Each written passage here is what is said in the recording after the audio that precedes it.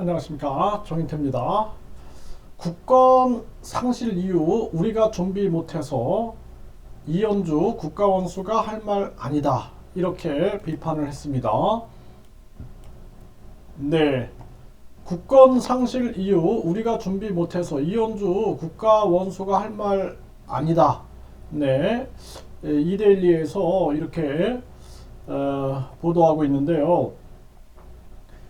윤석열 대통령이 3.1절 기념사 내용에서 이런 얘기를 했죠. 네, 그래서 이게 지금 계속 논란이 되고 있는 겁니다. 한일 관계 진전도 좋지만 강제징용 배상 문제, 수출 규제 문제 등 일본 측에서 어떠한 성의 있는 태도도 안 보이는데 자꾸 일방적으로 구애하는 모습은 바람직하지 않다. 잘 지내고 싶다고 해서 무조건 엎드린다고 될 일이 아니다, 이렇게 얘기를 한 거죠. 네, 다른 날도 아니고 3.1절 아닌가, 선조들의 저항정신을 기념하는 날이고 국가 원수로서 기념사를 하는 것이다 라는 거죠. 일제강점의 원인이 우리의 부족 때문임을 성찰하는 것은 국가 원수인 대통령이 공식 석상에서 할 말은 아니다. 네, 이렇게 얘기를 했어요. 윤 대통령이 기념사에서 세계사의 변화에 제대로 준비하지 못해 국권을 상실하고 고통받았던 과거를 되돌아봐야 한다, 이렇게 얘기를 한 거죠. 일제 침략의 야만성보다 우리의 자강이 부족했던 점을 강조하는 내용으로 경제적 영향을 근거로 한일 병합 불가피성과 긍정성을 강조한 식민지 근대화론과 맥락이 유사한 발언이다라는 거죠.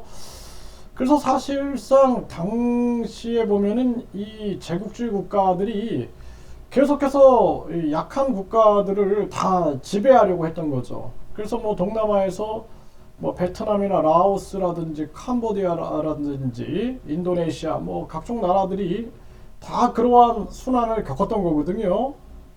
그래서 이런 부분들은 제국주의가 비판을 받아야 될 부분이죠. 네, 각국에 이 약탈을 하고 지배를 하고 자기들의 생산한 물품을 팔아먹으려고 하고, 이러한 부분들은 지탄받아야 되는 거죠. 네, 그런데 이러한 부분들이 사실상 좀 뭔가 좀 우리 국민들 입장에서도 뭔가 좀 혼란스럽지 않았을까, 저 또한 그렇게 생각을 합니다.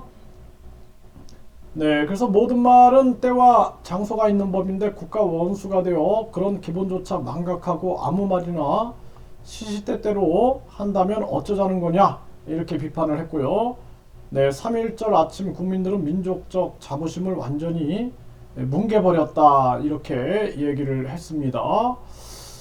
네, 이거 뭐 저도 이렇게 들으면서 이 한미일 안보 공조라는 것도 중요하죠. 네, 중요한데, 그래서 한미일 안보 공조에 대해서도 우리가 계속해서 진행을 해나가야 되지만, 미국이 한국을 경제적으로 약탈하는 부분들, 또 일본이 자꾸 이 독도에 대해서 일본 땅이라고 주장하는 부분들, 이러한 부분들에 대한 지적 없이 가다가는 나중에 더 큰 어려움을 겪을 수밖에 없다라는 것입니다.